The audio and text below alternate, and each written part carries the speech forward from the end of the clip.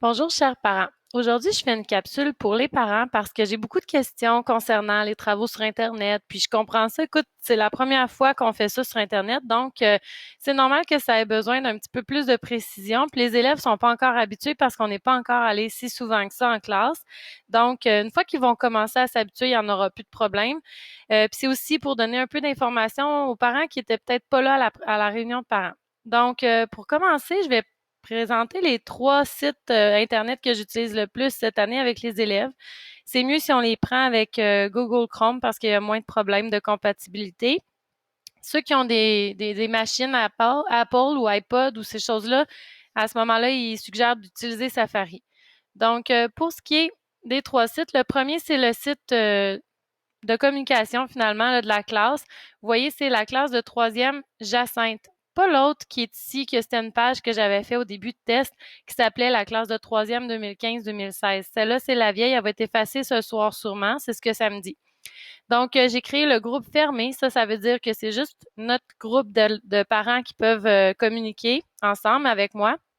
Vous pouvez écrire des choses ici en commentaire dans les messages, mais aussi quand vous voulez m'écrire en privé, vous voyez les 3 petits points ici, puis vous pouvez faire envoyer message. Quand vous faites ça, c'est juste moi qui vais lire ce message-là et je vais pouvoir vous répondre en message privé. Sinon, ben moi, je continue de mettre des informations sur la page, comme le plan de travail de la semaine que j'ai donné cette semaine. Bon, ben il est là. J'ai aussi dit qu'en anglais, Pamela avait mis de l'étude dans Challenge You. Donc, vous pouvez être au courant de ce qui se passe. Puis, je vais aussi mettre des photos quand je vais en prendre.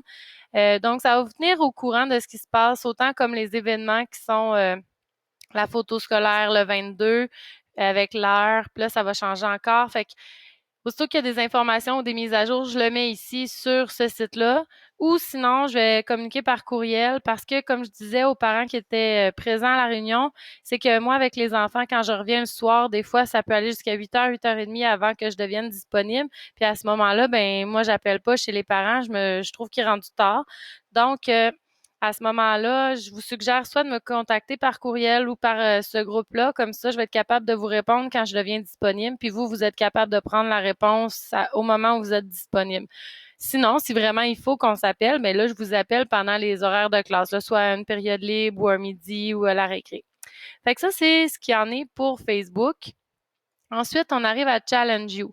Mais Challenge You, c'est important de mettre le nom de l'élève que j'avais mis, sauf pour une personne, j'avais fait une erreur. Donc, les autres, ça fonctionne, je l'ai testé.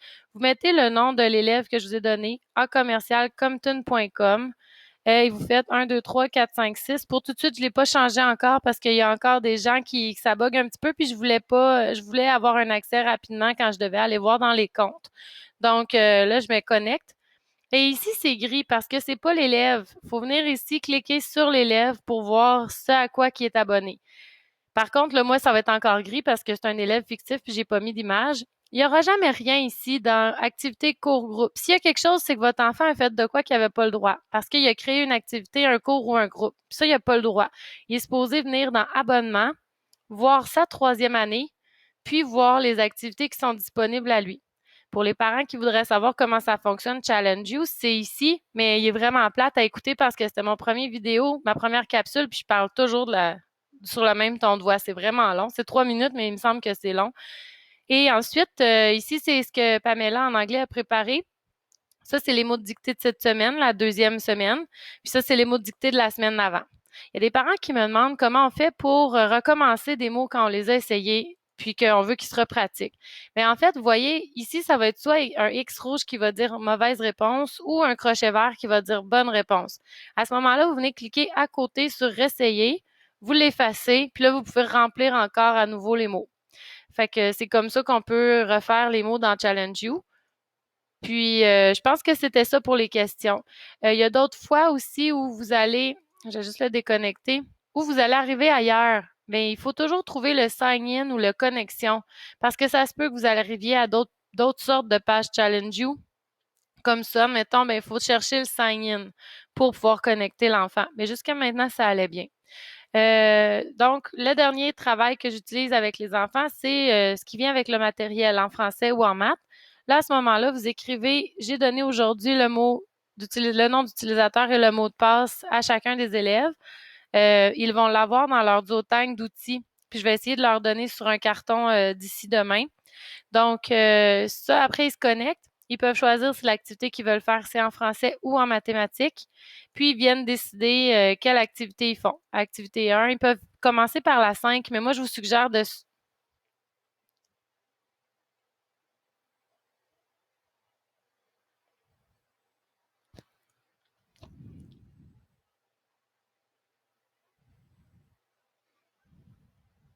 Moi, je vous suggère de prendre les activités dans l'ordre parce que c'est souvent dans cet ordre-là qu'on les a vues en classe.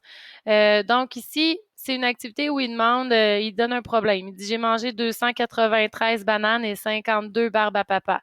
Puis là, ils veulent savoir, montre à Wistiti, tu comprends bien ce qu'il te dit. Clique sur les deux nombres qu'il mentionne. Donc 93 bananes. Ben, il faut qu'il trouve 93, 193 bananes. 293 bananes, bon. Puis ensuite, 52 barbes à papa. Puis là, après, ben là, je veux pas le faire. Là, mettons qu'il a oublié de cliquer là, l'élève, puis il croche. Donc là, ça lui dit qu'il y a eu une erreur. Il y a une rétroaction qui se fait. Si jamais il se trompait encore ou il oubliait, puis que c'était pas complété, et puis là, il sait plus quoi faire, il peut venir cliquer ici. Puis ça va lui dire une stratégie pour réussir à faire son travail. Fait qu'il y a de la rétroaction, il peut avoir des petites capsules de notions, puis moi, je leur fais toujours amener au laboratoire d'informatique leur duotang d'outils en plus. Fait que c'est ce qu'il y en est pour les pages web. J'espère que ça va vous avoir aidé un petit peu. Puis, s'il y a quelque chose de pas clair encore, continuez de m'écrire. Merci. Bye bye.